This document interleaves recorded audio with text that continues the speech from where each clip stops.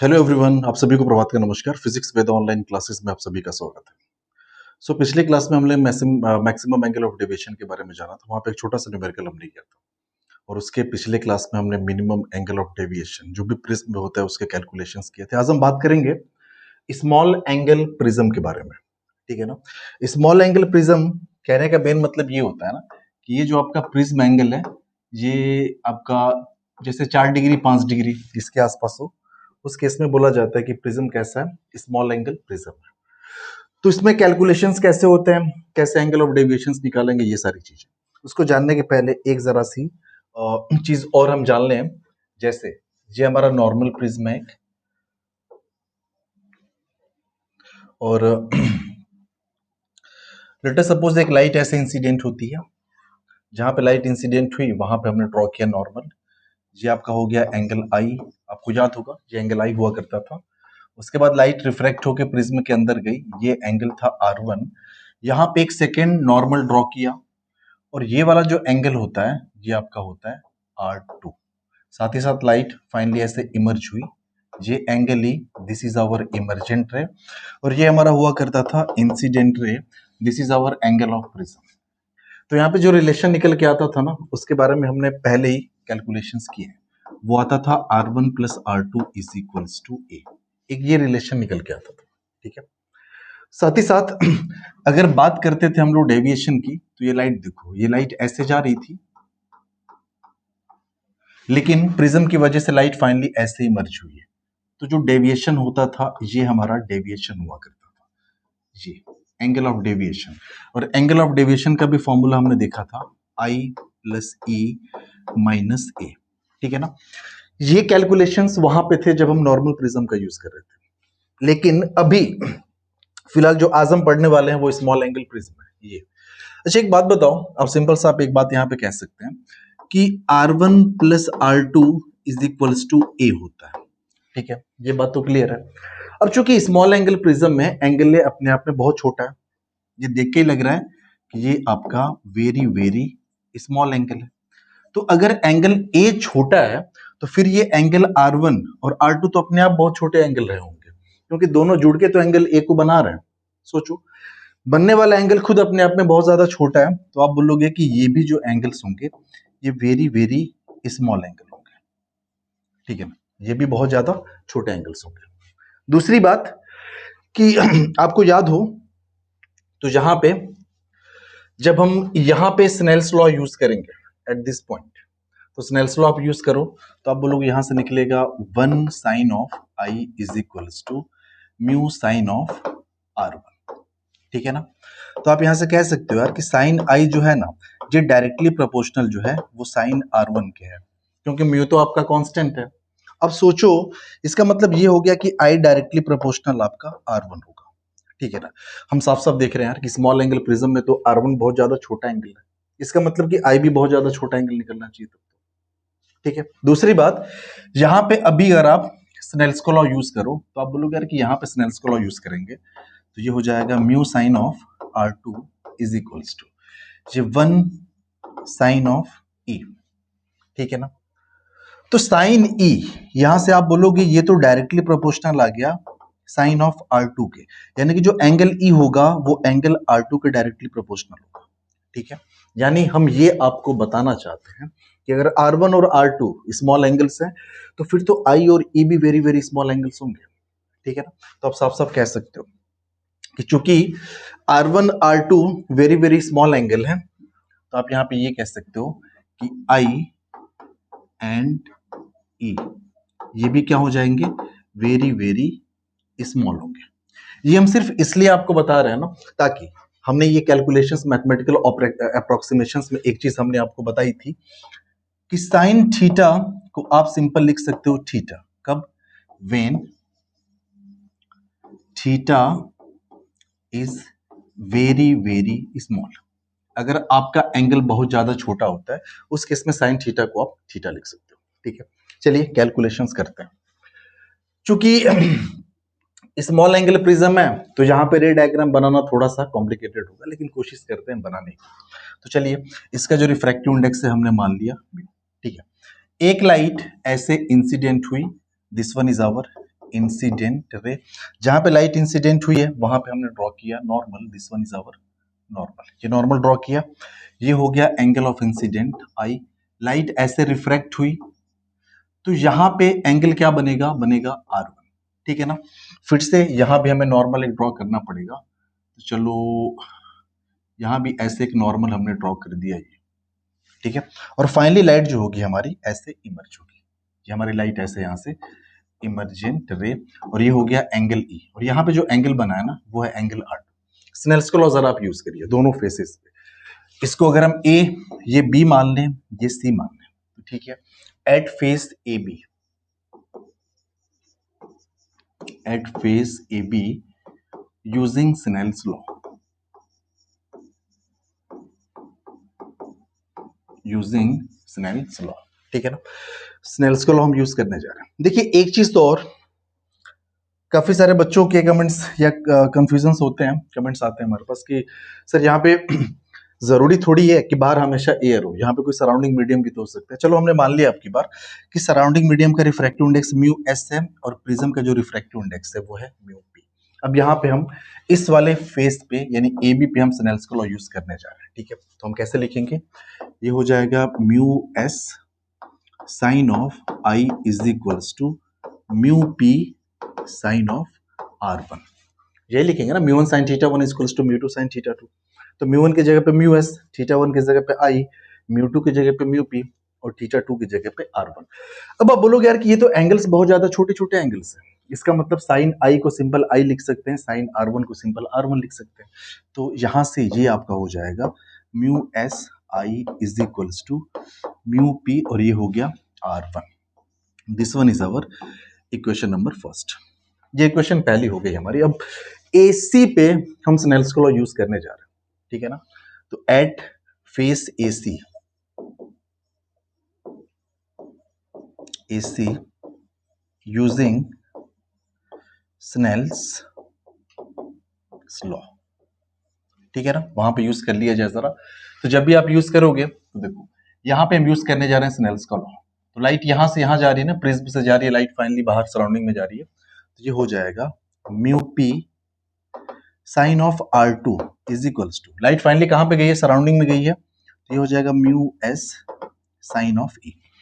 अब आप बोलोगे यार कि यहाँ पे R2 और ए भी तो बहुत ज्यादा छोटे एंगल्स हैं, वेरी वेरी स्मॉल एंगल्स है, तो साइन R2 का आप R2 लिख लेंगे, साइन ई को आप सिंपल आप ई लिख लेंगे, तो ये आपका हो जाएगा mu P R2 is equals to mu S और यहाँ पे हो गया ई, ठीक है ना।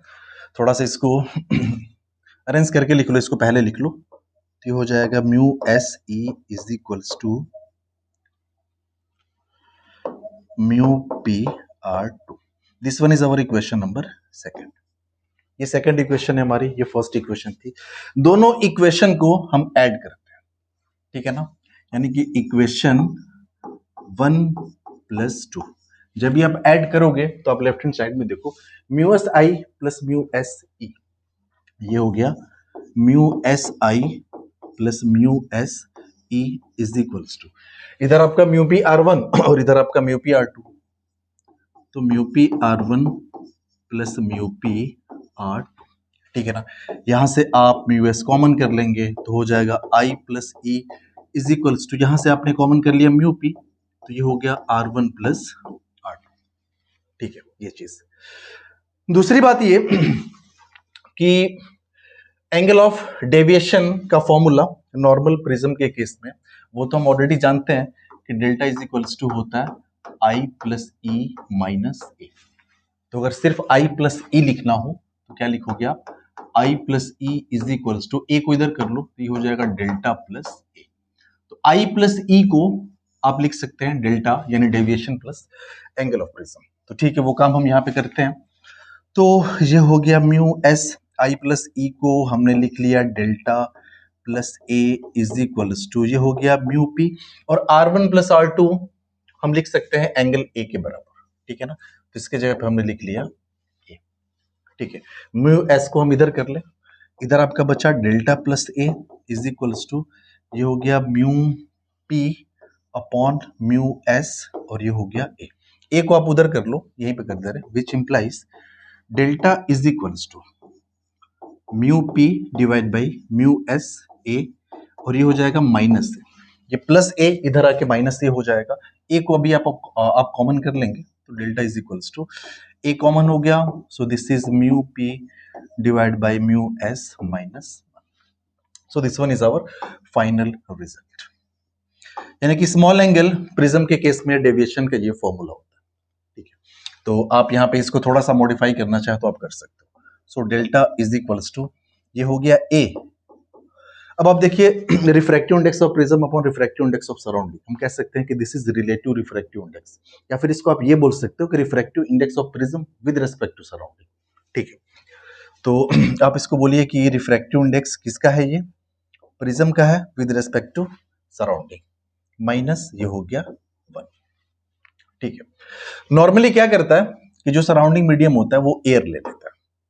अब आप ऐसा सोच लो, इसी में थोड़ा सा मॉडिफिकेशन हम कह सकते हैं कि if mu S is equals to 1, यानी आपने सराउंडिंग मीडियम को क्या ले लिया, एयर ले लिया, और रिफ्रैक्टिव इंडेक्स ऑफ जो प्रिज्म है उसको सिंपल आप म्यू ले लो, क्या ले लो, म्यू ले लो।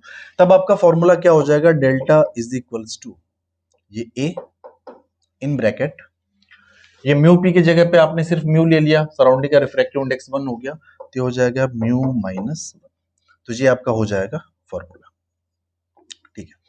तो स्मॉल एंगल प्रिज्म के केस में जो डेविएशन होता है वो इस तरीके से निकल के आता है। आई होप कि आपको समझ में आया होगा। चलिए इसी के बेसिस पे हम छोटा सा सवाल करेंगे, और यहाँ पे सवाल जो है दिस वन, सवाल आपके सामने गिवन है कि लाइट रे है जो कि नॉर्मली इंसिडेंट हो रही है प्रिज्म के ऊपर, स्मॉल एंगल प्रिज्म है, इस बात का आप ख्याल रखेंगे, स्मॉल एंगल प्रिज्म है, और रिफ्रैक्ट हुई, फिर फाइनली जब बाहर निकली तो जाके मिरर पे फॉल हुई है। तो आपको बताना है कि find the total deviation of the रे आफ्टर रिफ्लेक्शन। कह रहा है कि जब मिरर से लाइट का रिफ्लेक्शन होगा तो आप उसका डेविएशन बताओ। एक बात याद रखिएगा, डेविएशन हमेशा हम इंसिडेंट रे के रेस्पेक्ट में निकालते हैं, ठीक है। तो चूंकि लाइट का नॉर्मल यहाँ पे इंसिडेंट हुआ है, ये तकरीबन 90 डिग्री है। नॉर्मल इंसिडेंट कहने का मतलब ये है कि तकरीबन ये जो एंगल है वो 90 डिग्री का है।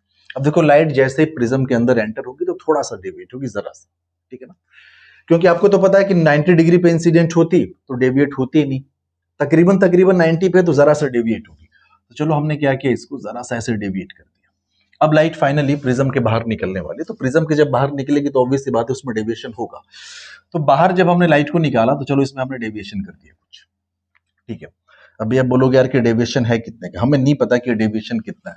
तो डेविएशन हम देख लें, तो ये हमारी थी इंसिडेंट, ये हमारी थी इंसिडेंट रे, ठीक है ना। तो इंसिडेंट रे को हमने ऐसे आगे बढ़ा लिया क्योंकि उसी के रेस्पेक्ट में तो सारे कैलकुलेशंस करने होते हैं हमें। So this is our incident ray, ये डेविएशन हो गया है डेल्टा का। अब आपको पता है कि स्मॉल एंगल प्रिज्म के केस में अभी सारी चीजें हम लोगों ने जानी है, वो क्या, अभी जो चीज यहाँ पे पहले गिवन है वो लिख लेते हैं।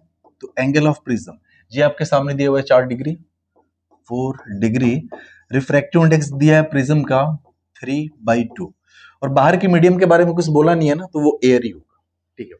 अब यहाँ से आप डेविएशन निकालो, तो डेविएशन इज इक्वल्स टू हो जाएगा म्यू -1 इंटू ए, म्यू की वैल्यू आप रखो 3/2 -1 और ए की वैल्यू है 4 डिग्री। सो आपने देखा डेविएशन हो जाएगा 3 - 2/2 यानी 1/2 into 4 degree is equals to 2 degree. तो हमारे सामने डेविएशन आ चुका है 2 डिग्री का, यानी ये जो भी स्मॉल एंगल प्रिज्म है इसने लाइट में डेविएशन किया होगा 2 डिग्री का। तो ये डेल्टा की वैल्यू हमें पता चल गई 2 डिग्री, ठीक है ना। अब लाइट देखो मिरर पे इंसिडेंट हो चुकी है, और मिरर पे इंसिडेंट होने के बाद लाइट में फाइनली अब रिफ्लेक्शन होगा। तो सबसे पहले तो यहाँ पे नॉर्मल ड्रॉ कर दें। So this is our normal, ये नॉर्मल हो गया। अब आप ध्यान से देखो, ये एंगल अगर 2 डिग्री है तो फिर ये भी एंगल क्या हो जाएगा, 2 डिग्री होगा, ऑब्वियस सी बात होगा, ऑल्टरनेट एंगल्स, ठीक है ना। दूसरी चीज, लाइट यहाँ पे जब रिफ्लेक्ट होगी then it will follow the law of reflection, ये 2 डिग्री पे ही रिफ्लेक्ट होगी। कितने डिग्री पे रिफ्लेक्ट होगी, 2 डिग्री पे। तो हमें फाइनली रिफ्लेक्टेड रे मिल चुकी है फ्रॉम द मिरर, ठीक है ना। और हमें इंसिडेंट रे की बात करें तो इंसिडेंट रे तो इस डायरेक्शन में, मतलब ये जो डायरेक्शन है आपकी, ये इंसिडेंट रे की डायरेक्शन है। तो हमें एंगल कौन सा चाहिए भाई, हमें एंगल तो ये चाहिए ना, डेविएशन तो इतना ही हुआ है ना। ये हमारी इंसिडेंट रे थी और फाइनली रिफ्लेक्टेड रे हमारी ये है, तो इसको आप निकाल सकते हो। तो इसको आप कुछ भी नाम दे दो, इसको आप अल्फा नाम दे दो। So alpha is equals to, ये पूरा एंगल यहां से यहां तक 180 डिग्री का होगा, उसमें से आप 2 डिग्री माइनस कर दो। So 180 degree minus 2 degree, so alpha is equals to हो जाएगा 178 degree and this will be our answer. ये हमारा आंसर हो जाएगा। ठीक है, चलिए बढ़ते हैं अपने अगले सवाल की तरफ। अगला सवाल हमारे ये कह रहे हैं find angle of incident such that light will reach at face AC at 60 degree. कह रखा है कि आप बताओ कौन सा एंगल ऑफ इंसिडेंट होना चाहिए ताकि लाइट जब इस एसी फेस पे पहुंचे तो 60 डिग्री पे पहुंचे। कोई दिक्कत नहीं है, चलो देखते हैं। ओके, अब जरा ध्यान दीजिए, ये वाले एंगल को हम R1 माना करते हैं और ये वाला जो एंगल होता है इसको R2 माना करते हैं। ठीक है, अब देखिए सवाल में क्या दिया है। तो सवाल में एक्चुअल में R2 की वैल्यू दे रखी है 60 डिग्री, एंगल ऑफ प्रिज्म जो है वो 90 डिग्री दे रखा है।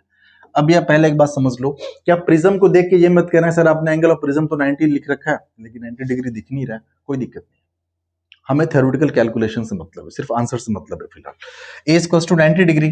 अभी एक बात आप जानते हो कि R1 plus R2 is equals to angle A होता है, ठीक है ना, which implies R1 plus R2 की वैल्यू कितनी है 60 degree is equals to angle A आपका 90 डिग्री है। तो यहां से R1 इज इक्वल्स टू आ गया 90 minus 60 is equals to 30 degree. हमने R1 पता कर लिया बातों ही बातों में। ठीक है, सो यहां पे जो एंगल ये है ये हमने पता कर लिया, ये होगा 30 डिग्री। अब इस वाले पॉइंट पे आप स्नेल्स का लॉ यूज कर दो। ठीक है ना, तो हमारे सोल्यूशन पे तो हो गया यूजिंग स्नेल्स लॉ एट, इसको कुछ भी आप नाम दे दो जो भी आपको देना है, एट पी। ठीक है, स्नेल्स का लॉ यूज करोगे, ये एयर है तो यहाँ का रिफ्रैक्टिव इंडेक्स 1। ठीक है ना, तो ये हो जाएगा 1 sine of I is equals to, इधर रिफ्रैक्टिव इंडेक्स 2 साइन ऑफ, इधर कितना एंगल बना है तो इधर बना है 30 डिग्री, साइन ऑफ 30 डिग्री। ठीक है ना, so this is sine I equals to 2 sine 30 अब आपका 1/2 होगा, ये कैंसल आउट हो गया 1। सो अगर आपका साइन ए की वैल्यू 1 है तो फिर सॉरी साइन आई की वैल्यू अगर 1 है फिर तो आई आपकी हो गई 90 डिग्री। अभी आपको बड़ा अजीब लगेगा आंसर, लेकिन आंसर जो है सो है, अब यही हमारा आंसर है।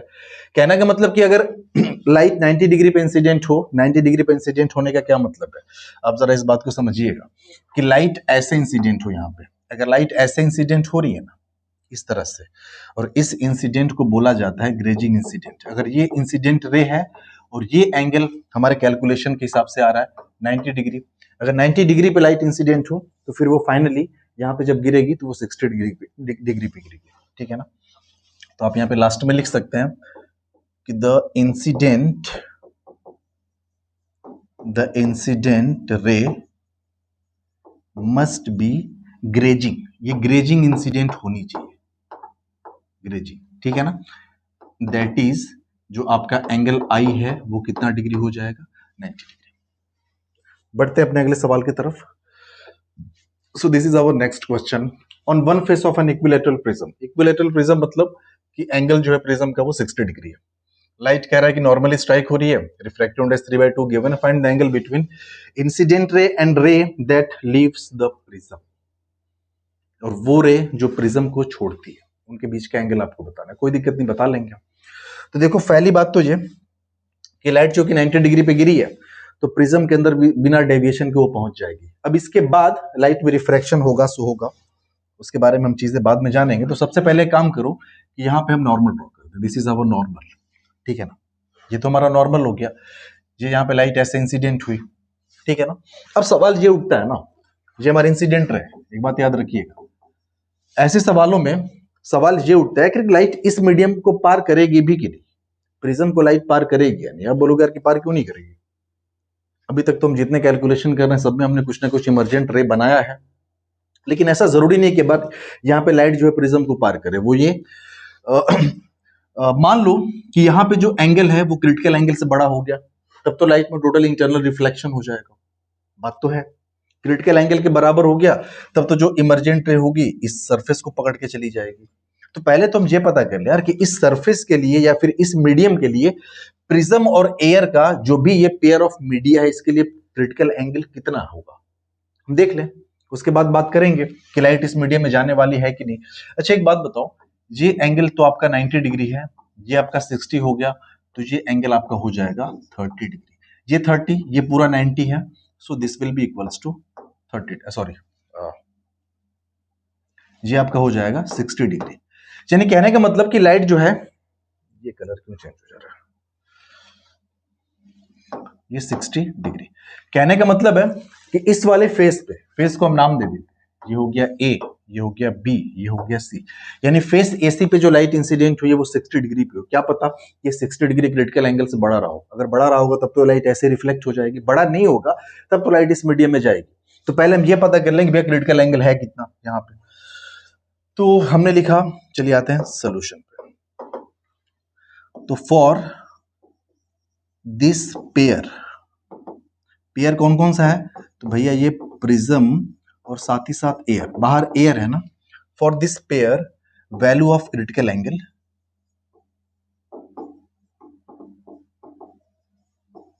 क्रिटिकल एंगल वो कितना होगा, तो भैया sine of theta C is equals to, ये होता है refractive index of rarer upon refractive index of denser medium. ठीक है, अब रेयरर का रिफ्रैक्टिव इंडेक्स 7, डेंसर का रिफ्रैक्टिव इंडेक्स यहाँ पे गिवन यानी प्रिज्म का 3/2, तो ये हो गया sine of theta C is equal to 2 ऊपर चला जाएगा 2/3।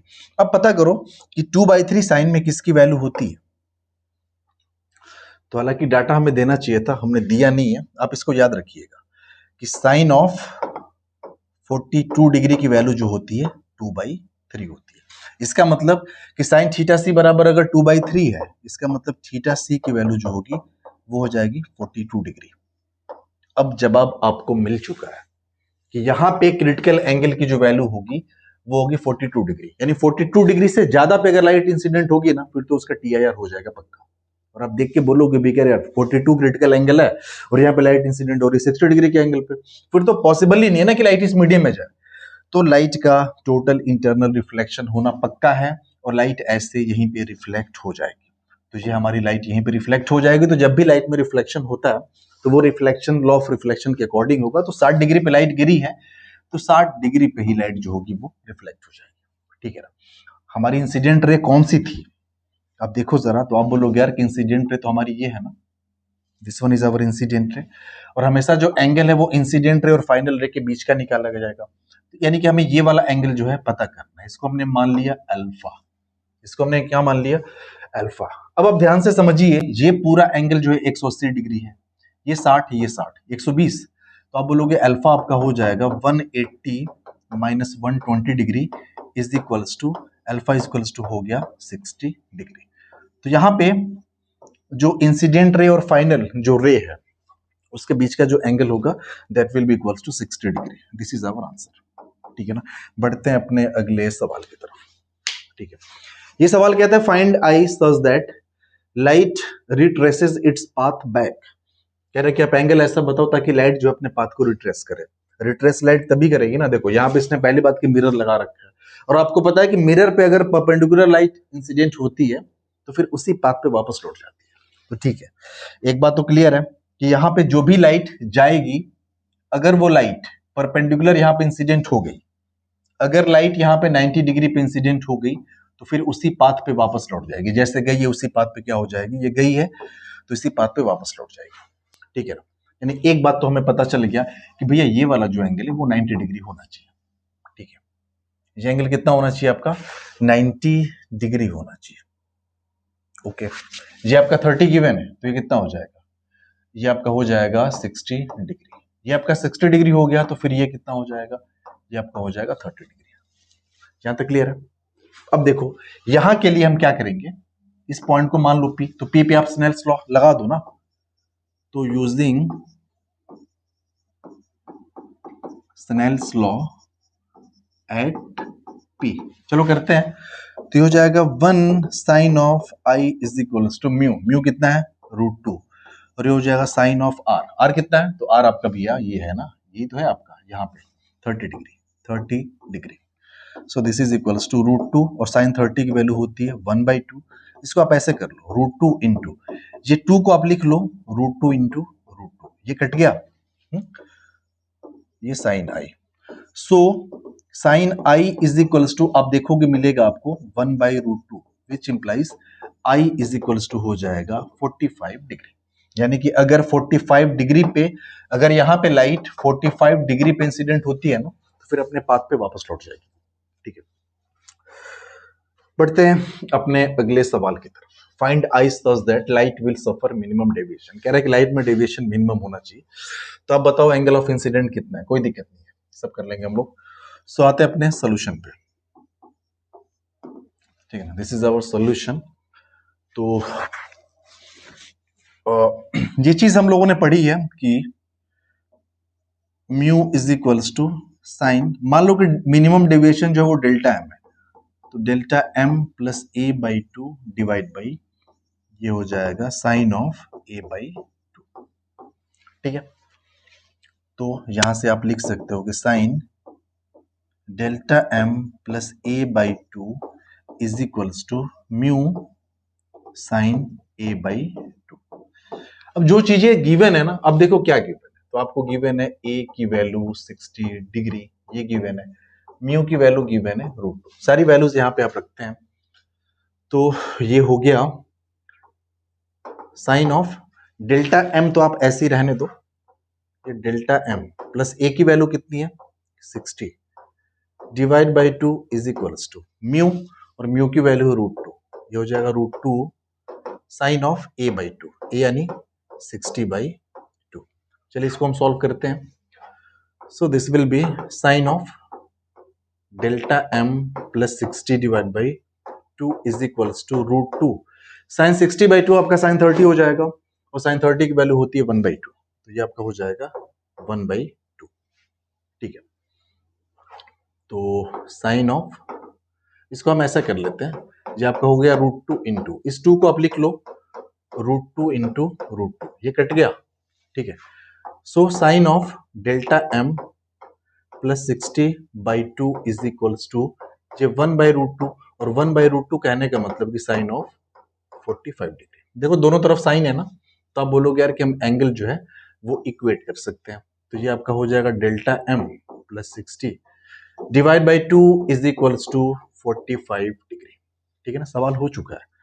तो ये आपका हो गया delta M plus 60 is equals to, 2 इधर जाएगा तो ये हो जाएगा 90 degree, which implies delta M is equals to 90, और 60 इधर आके माइनस हो जाएगा, तो ये आपका हो जाएगा 30 डिग्री।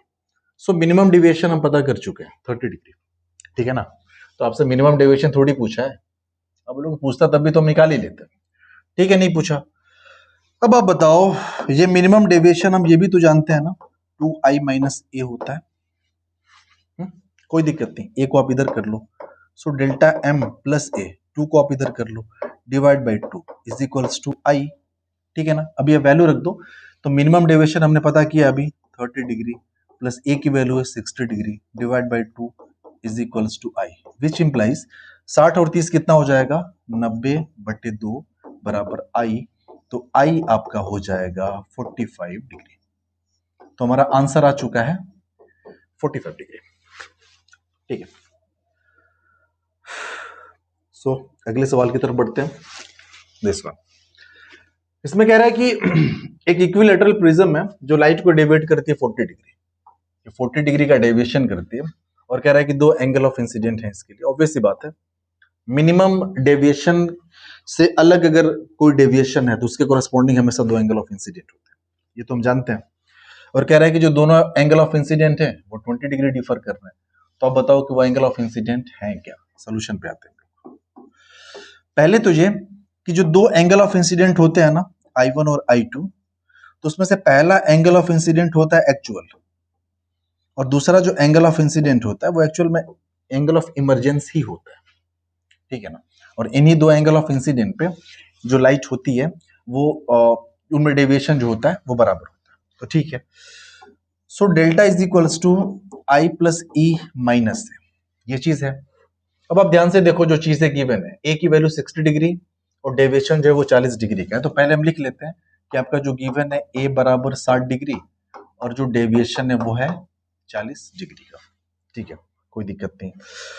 सो ए को आप इधर कर लो, तो ये हो गया delta plus A is equals to I plus E, delta की जगह पे आपने रखा 40, तो 40 ए की जगह पे 60 बराबर हो गया आई प्लस ई। आप यहां से लिख सकते हो कि आई प्लस ई बराबर 100 डिग्री। ये एक हमारा इक्वेशन हो गया, ठीक है ना। दूसरा, अब क्वेश्चन में देखो ना, इसमें बोला है कि जो दोनों एंगल ऑफ इंसिडेंट है ना डिफर्स बाय 20 डिग्री, मतलब उन दोनों के बीच में जो डिफरेंस है वो 20 डिग्री का है। तो भैया हमारा दोनों एंगल ऑफ इंसिडेंट कौन है, एक आई है और एक ई है, तो इन दोनों का डिफरेंस दिया हुआ है कि आई माइनस ई, ये कितना दिया हुआ है 20 डिग्री। ये हमारी दूसरी इक्वेशन हो गई, ठीक है ना। अभी आप इन दोनों को सॉल्व करो, इसको आप 1 मान लो, इसको आप सेकंड मान लो, दोनों को हम जोड़ देते हैं। तो जोड़ने से ई कैंसल आउट, 2i बराबर हो जाएगा 120 डिग्री, विच इंप्लाइज i बराबर हो गया 60 डिग्री। तो हमें एक एंगल ऑफ इंसिडेंट तो पता चल गया 60 डिग्री। दूसरा एंगल ऑफ इंसिडेंट i की वैल्यू किसी में रख दो, तो i की वैल्यू यहीं रख दो, तो 60 plus e is equals to 100, so e is equals to हो जाएगा 40 डिग्री, ठीक है ना। तो हमारा आंसर आ चुका है। जो दोनों एंगल ऑफ इंसिडेंट हैं, एक एंगल ऑफ इंसिडेंट I1, दूसरा I2, तो I1 किसके बराबर होगा 60 डिग्री के बराबर होगा, और I2 किसके बराबर होगा 40 डिग्री के बराबर होगा, ठीक है ना। आप चाहें तो आंसर को वेरीफाई कर सकते हैं, कोई दिक्कत नहीं। आप देखो, आइए एक काम करो, एंगल ऑफ इंसिडेंट को आप 60 लिखो, ठीक है ना। इसको आपने 60 किया, जब एंगल ऑफ इंसिडेंट आप 60 करोगे ना, तो एंगल ऑफ इमर्जेंट आपका हो जाएगा 40।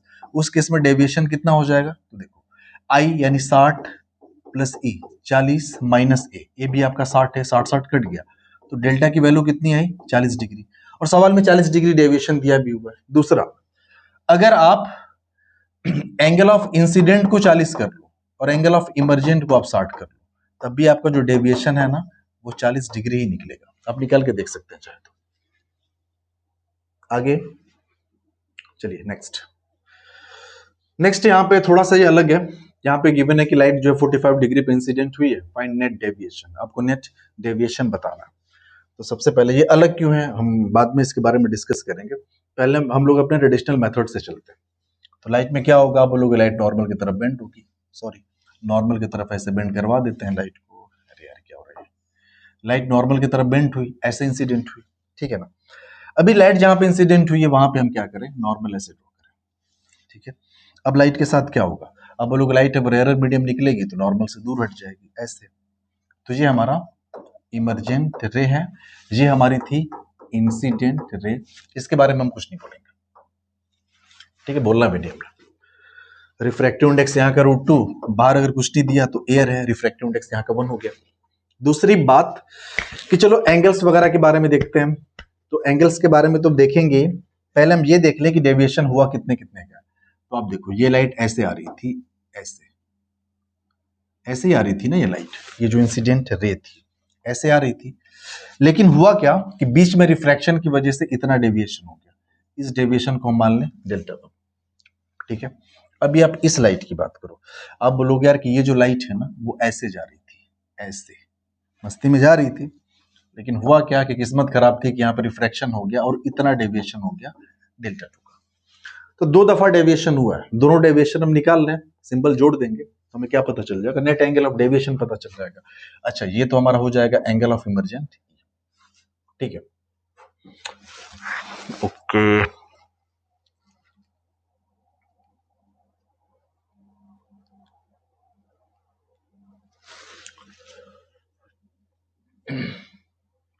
चलिए, तो कैलकुलेशन हम लोग शुरू करते हैं इसका। ये वाला जो एंगल है ना, ये एंगल ऑफ रिफ्रैक्शन हो गया R1। यहाँ पे जो है ये वाला एंगल जो है हमारा R2 हुआ करता है। तो चलो यहाँ पे हम स्नेल्स का लॉ यूज करते हैं, ठीक है। तो स्नेल्स का लॉ जब यूज करेंगे तो इस पॉइंट को हमने नाम दे दिया point P। So at point P पे स्नेल्स का लॉ यूज करो तो हो जाएगा 1 sine of 45 degree equals to mu की वैल्यू कितनी है √2, और साइन ऑफ एंगल वहां पे कितना है R1 है, साइन 45 1/√2 हो जाएगा इज इक्वल्स टू √2, और ये हो गया साइन ऑफ R1, ठीक है ना, which implies sine of R1 equals to, इस √2 को नीचे कर लो तो √2 इंटू √2 ये 2 हो जाएगा, तो 1/2, तो R1 की वैल्यू यहां से आ गई 30 डिग्री। ठीक है ना, हमें ये पता चल गया कि R1 जो है वो 30 डिग्री है, तो यहां पे ये वाला एंगल जो है वो है 30 डिग्री। ओके, अच्छा बताओ, अगर इस डेल्टा 1 को निकालना पड़े तो आप बोलोगे ये पूरा 45 तो ये पूरा 45, तो इस 45 में से ये R1 अगर घटा दो 30 डिग्री तो डेल्टा 1 पता चल जाएगा। तो ठीक है, डेल्टा 1 हम निकाल लेते हैं।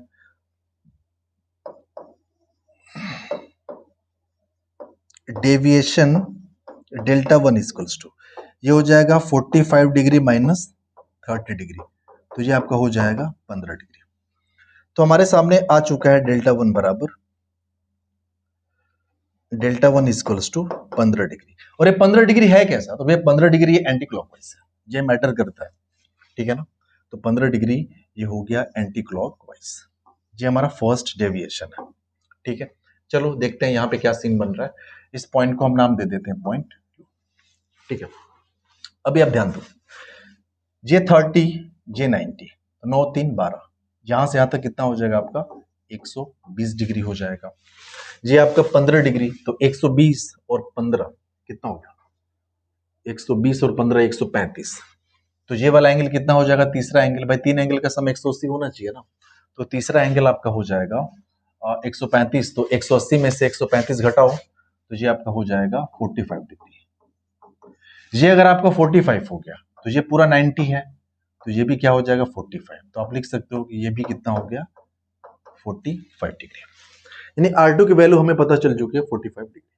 ठीक है, कोई दिक्कत नहीं, मजा आ गया फिर तो। ये R2 यहां से यहां तक 45 है, ठीक है ना, इसका मतलब कि ये कितना हो जाएगा यहां से यहां तक वर्टिकली अपोजिट एंगल 45 डिग्री। तो ये पूरा E पहले काम करते हैं, हम E निकाल लेते हैं अपना। ठीक है, तो एट पॉइंट Q हम स्नेल्स लॉ यूज करने जा रहे हैं, तो हो जाएगा √2 साइन ऑफ लाइट 45 डिग्री पे इंसिडेंट हुई है is equals to 1 sine of E। ठीक है ना, तो साइन 45 ये आपका हो गया √2 sine 45 1/√2 is equals to sine of E, ये √2 कट गया, तो हमें यहां पे मिला sine E is equals to 1 which implies E is equals to हो जाएगा 90 डिग्री, यानी एंगल ऑफ इमरजेंस जो है वो 90 डिग्री है। कहने का मतलब ये है ना, ये जो हमारी इमरजेंट रे है वो इसको पकड़ के जा रही है, ऐसे इसको पकड़ के कहीं जा रही है, ये इमरजेंट रे, ये एक्चुअल है, ठीक है ना, एक्चुअल में ऐसे पकड़ के जा रही है वो। तो हमें अगर डेल्टा 2 निकालना है तो आप बोलोगे यार पूरे E में से ये 45 घटा दो, ठीक है। So delta 2 deviation delta 2 is equals to E minus 45 करना पड़ेगा, और E की वैल्यू हम निकाल चुके हैं 90 degree, so 90 minus 45 is equals to 45 degree, ये हो गया डेल्टा 2।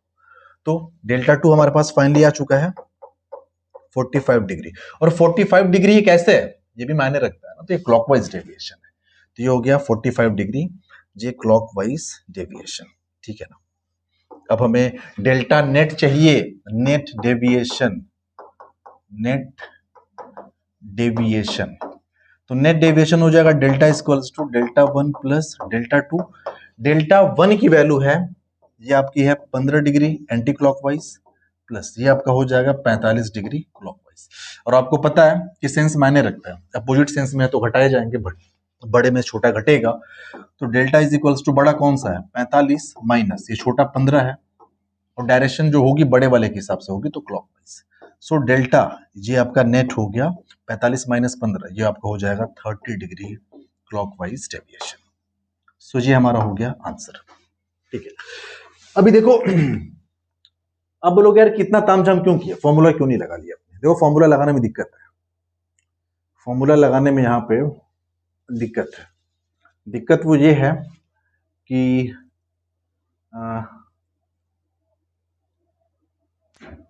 दिक्कत देखिए क्या, हमने फॉर्मूला पढ़ा है कि R1 plus R2 is equals to A आपका देखो दिया है 15 डिग्री, 15 डिग्री दिया है ना, ओके, और R1 निकला है आपका 30 डिग्री प्लस R2, तो यहां से जब आप R2 निकालोगे ना तो 15 माइनस 30 बराबर माइनस 15 डिग्री। क्या है कोई लॉजिक बनता है क्या, नहीं बनता, अब आप बोलोगे यार कि ये प्रॉब्लम हो क्यों रही है?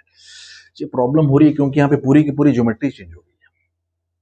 पिछले जितने भी केसेस थे ना, उसमें लाइट हम ऐसे इंसिडेंट करा रहे थे, अब देखिए ध्यान से, ऐसे इंसिडेंट करा रहे थे, इधर से ऐसे हम लाइट को इंसिडेंट कराते थे, और वहां पे दोनों जो डेविएशन होते थे डेल्टा 1 डेल्टा 2 दोनों सेम सेंस में होते थे, क्लॉकवाइज सेंस में, इसलिए दोनों जुड़ जाते थे। यहाँ पे आपने देखा कि दो डेविएशन हो तो रहे हैं लेकिन दोनों अपोजिट सेंस में हो रहे हैं, यहाँ पे एंटी क्लॉकवाइज डेविएशन हो रहा है, वहां पे क्लॉकवाइज डेविएशन हो रहा है, तो पूरी ज्योमेट्री चेंज हो गई यहाँ पे। तो आप चाहें कि पिछले वाले प्रिज्म में जो फॉर्मूला हमने पढ़ा है वो यहाँ पे यूज कर ले, तो आप नहीं कर पाएंगे। ठीक है, तो जहां पे आपको ट्रेडिशनल मेथड से स्नेल्स लॉ का यूज करके ज्योमेट्री का यूज करके निकालना पड़ेगा। ठीक है, तो आज के लिए फिलहाल इतना ही। आई होप कि आपको लेक्चर समझ में आया होगा। कोई भी दिक्कत हो, कोई भी प्रॉब्लम हो तो you can comment. Thank you, have a good day.